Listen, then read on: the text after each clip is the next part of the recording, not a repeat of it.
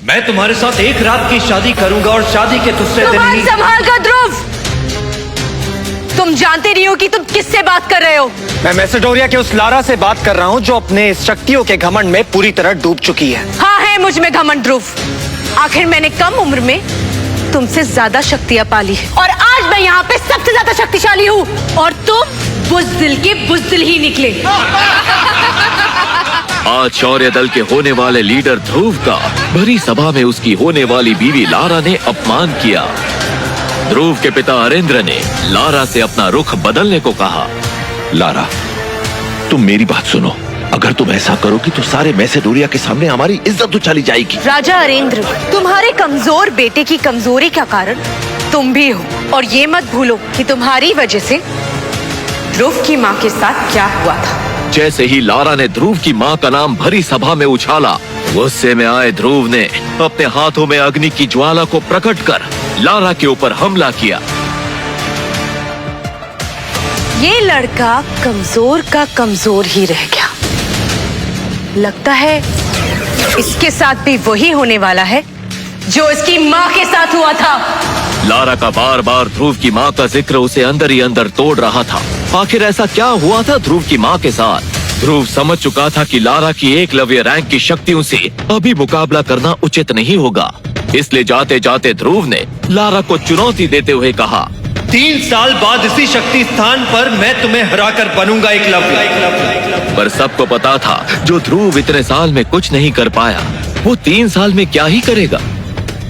माँ, कहाँ हैं आप? ध्रुव मैसेडोरिया की उस जगह जा पहुंचा जहां उसकी माँ की समाधि बनी हुई थी। अगर इतना ही कमजोर बनाना था तो मुझे पैदा ही क्यों किया? जन्म होते ही मुझे मार क्यों नहीं दिया? बोलो माँ, बोलो, जवाब दो माँ, जवाब दो। ध्रुव जैसे जैसे माँ को पुकारता गया, वैसे वैसे उसकी उंगली में पहनी अंगूठी ने अपना रंग बदलना शुरू कर दिया। वो अंगूठी ध्रुव के माँ की आखिरी निशानी थी। इतना ही नहीं, अब उस स्थान का माहौल बदलने लगा था। बिजलियों ने अपना रौद्र रूप धारण कर लिया था। कई कब्रों से हंसने की आवाजें आ रही थी, मानो वो ध्रुव को कमजोर कहकर पुकार रही हैं। ध्रुव की माँ की कब्र से धुआं निकलने लगा था। तभी एक आत्मा हवा में उड़ती हुई दिखी। वो आत्मा एक बूढ़े इंसान की थी। डरावनी आंखें, लंबे बाल, सफेद कफन जैसे कपड़े। ध्रुव सामने का नजारा देख पूरी तरह डर गया। देखो, मेरे करीब मत आना वरना मैं तुम्हें मार दूंगा।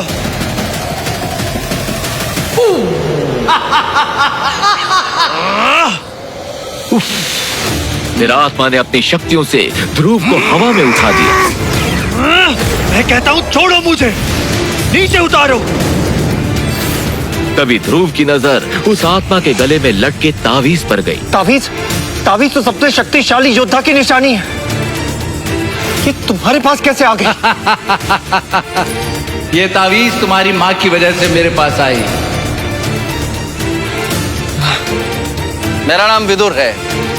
मैं पिछले कई वर्षों से तुम्हारी इस अंगूठी में रह रहा हूं। मैं जानता हूं तुम्हारी माँ की मौत का कारण, और मैं ये भी जानता हूं कि तुम्हें एकलव्य बनकर अपनी होने वाली बीवी लारा के साथ मुकाबला करना है। अगर तुम चाहो तो मैं तुम्हें मार्कस का सबसे शक्तिशाली योद्धा बना सकता हूं, पर उसके लिए तुम्हें मेरी 3 शर्तों का पालन करना होगा।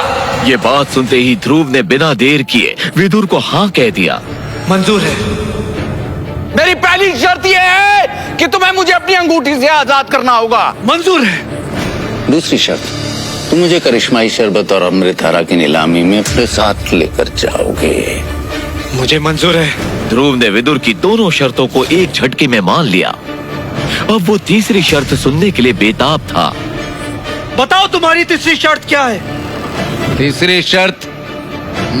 तीसरी शर्त बताने से पहले विदुर ने ध्रुव को उसकी माँ का लिखा आखिरी खत उसके हाथों में देते हुए उसे पढ़ने को कहा। जैसे ही ध्रुव ने अपनी माँ का लिखा खत पढ़ा, ध्रुव के पैरों तले जमीन खिसक गई। मैं अपनी माँ की मौत का बदला लेना होगा, और उसके लिए तुम्हें अपनी होने वाली बीवी के साथ शादी की पहली रात। नहीं, नहीं, नहीं!